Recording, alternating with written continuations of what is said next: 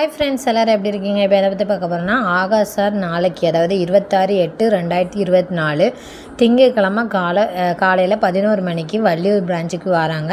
யாராவது வள்ளியூர் பக்கத்தில் உள்ளவங்க இல்லைனா கொஞ்சம் சரௌண்டிங்கில் உள்ளவங்க சாரை மீட் பண்ணணும், உங்களுக்கு எதாவது டவுட்டு கேட்கணும், எக்ஸாம் பற்றி புரிஞ்சுக்கணும் அப்படின்னு இருந்துச்சுன்னா நீங்கள் வந்து டேரெக்டாக சாரை அப்ரோச் பண்ணி கேட்கலாம்.